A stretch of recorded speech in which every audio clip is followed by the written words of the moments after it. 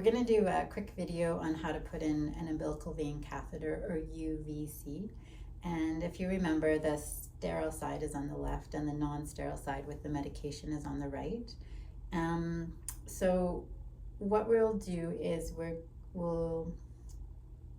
going to clean the cord, tie the cord, and cut the cord using our sterile gloves. And then we can pick up the catheter with our left or right hand, and that's the one we're going to use to put the catheter into the cord. And we can use our left hand to administer the medication. And so I have everything on the left side of my table, and as I go to turn and do it here on the giraffe, I have everything kind of come with me. So that's sort of, we played around with it a few times, and this one seems to be working for us. So this is our pretend cord. It's a urinary catheter that we just made, and we just used a little ketchup bottle or something.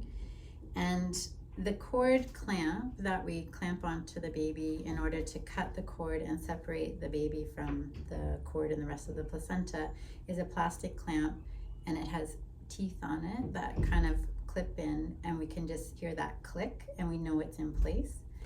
So when the woman gave birth, we anticipated a resuscitation, so we left a long bit of cord and we clamped it, and now I have a lot of cord to work with. So what I'm going to do is cut off the cord under the clamp part, but first I'll be cleaning it and tying it before I do that. Secondly, the umbilical vein is wrapped with two umbilical arteries.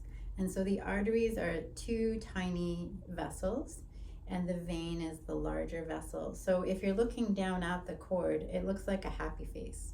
So there's two eyes and a mouth. And we're going to be putting the umbilical vein catheter into the vein, into the mouth, into the larger vessel. So it's the easier procedure.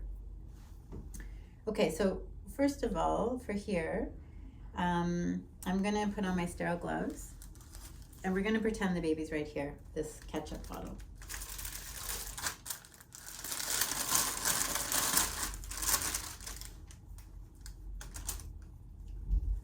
So I don't have on a watch, so nothing on below my elbows. And I'm wearing a mask, but I'm not wearing it for this procedure, just so that you guys can read my lips if you need to.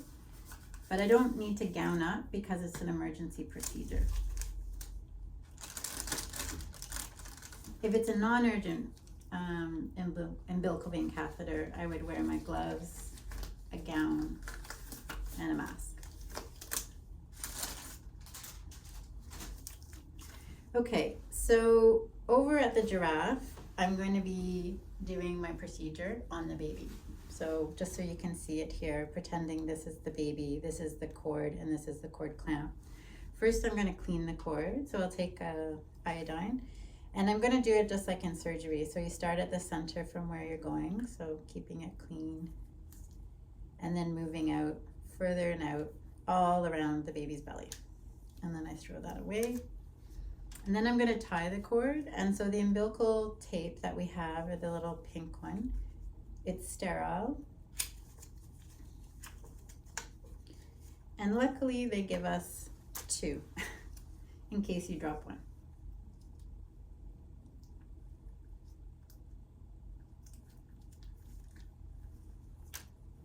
So we have two ones. So you just need one.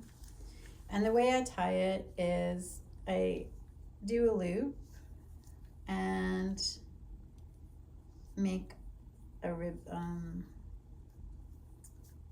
loop tie. And this way I can quickly untie it if I can't get the catheter in. And I could redo it. So what I'm doing is going around and then just making a loop. So instead of pulling right through, I just have a loop on my finger. And then if I need to, I can undo it and redo it tighter or looser, whatever I need. So you want it pretty tight because you're going to cut the cord and you don't want the baby to lose, a teaspoon of blood from where you cut.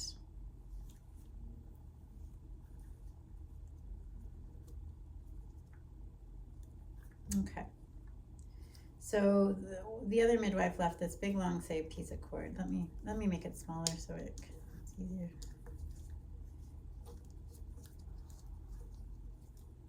Usually someone's here like holding the ketchup bottle while we do this when we do our course in neonatal resuscitation. Okay. So now I'm going to cut the cord. And at this time, the baby's receiving cardiac massage or chest compressions. So one person may be doing the bag and breathing for the baby. Another person may be doing chest compressions. And what I want is I want both of them to move out of the way. So they both move to the front of the bed or the head of the bed, the head of the baby, and one's doing keeps doing the ventilation, but the person doing the chest compression is now at the head of the bed, so they're looking at the baby upside down.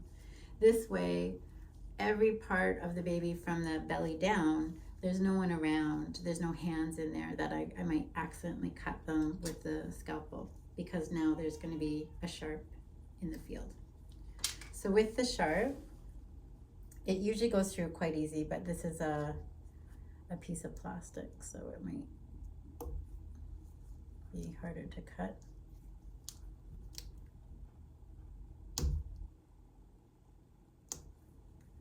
Okay, so now I cut off the cord, but the cord's tied with my little shoelace. I'm just gonna put the lid on that and I can put this to the side. So now I've cleaned the cord, I've tied the cord, and now I'm going to cut the cord. So that's done. So I've done my first 3 steps. So in the case where the ventilation, the baby's being ventilated, the chest compressions are starting, the team leader may ask for epinephrine. So the first dose of epinephrine may have already been given through the endotracheal tube or ET tube, and that was the 1 ml per kilo dose for a 3 kilo baby. We're going to give 3 mils maximum through the ET tube. In this case, now, once I get the umbilical vein catheter in, I can give epinephrine through the umbilical vein, and it's a much smaller dose.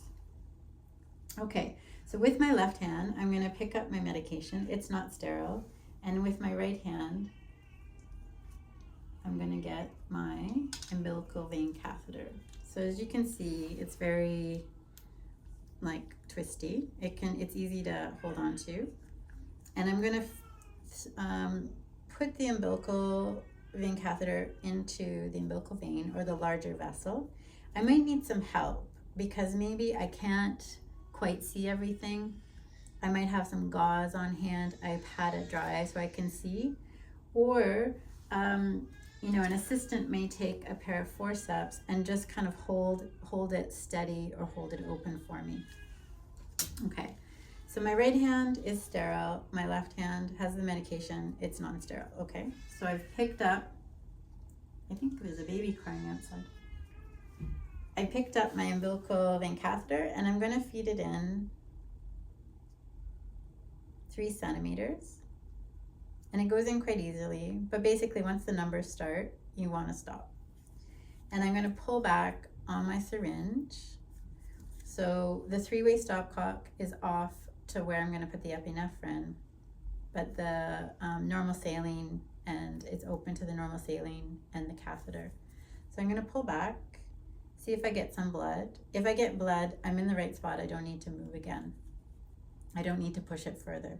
What you don't want to do, because it's a central line, you don't want to be pulling out and pushing in and pulling out and pushing in, trying to get it. You just push it in, keep pulling back on the syringe till you get blood, and then as soon as you get blood, stop. So there's no kind of in and out fussing where you could be increasing the baby's risk of infection. Okay. So I've got the catheter in, and I'm just going to keep my right hand there. I'm not going to move it. So I have the choice. I could give some normal saline. I could give some epinephrine. So the team leader asked me for epinephrine. And so I say loudly, epi 0.1 mil per kilo, and the team leader or doctor tells me 0.3 mils. And so someone looks at the time for me, and I push 0.3 mils into the catheter quickly. I turn it off to the epinephrine and I follow with a short normal saline.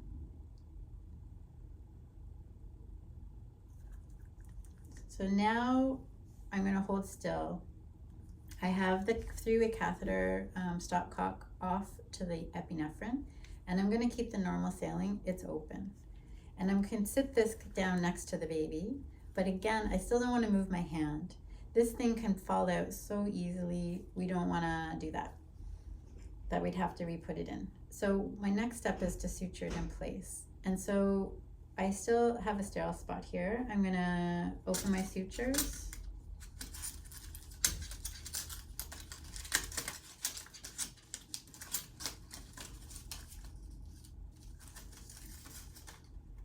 So I have my O-silk,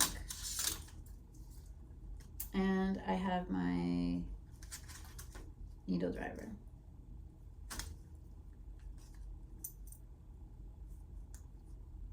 And I'm picking it up with my left hand. Sorry.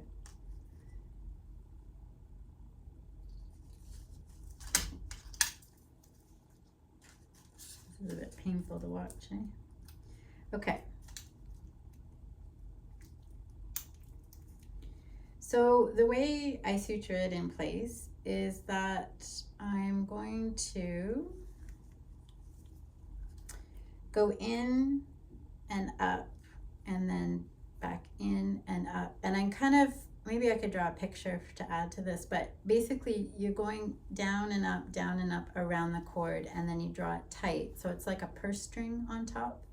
Once you get around the cord, you'll stop any bleeding that maybe the umbilical tape doesn't get. And then you can do this little trick where you might wrap it around the umbilical vein catheter a few times, and you get it sort of secured in place. And now back in again, another purse string suture, and then tie that off. Okay, I can draw a picture, maybe we can attach it. I looked online and couldn't find any videos, so if somebody has a better video of suturing an umbilical vein catheter in place, please let us know. So now that it's in place, I want to keep the normal saline to keep the vein open.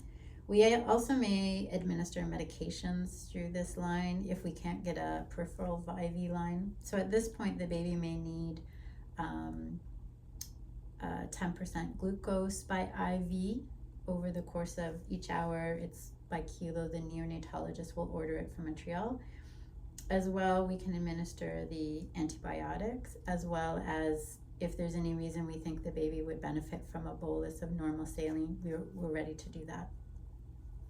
But with all the jostling, careful not to rip out the catheter. What we do is we do a little loop.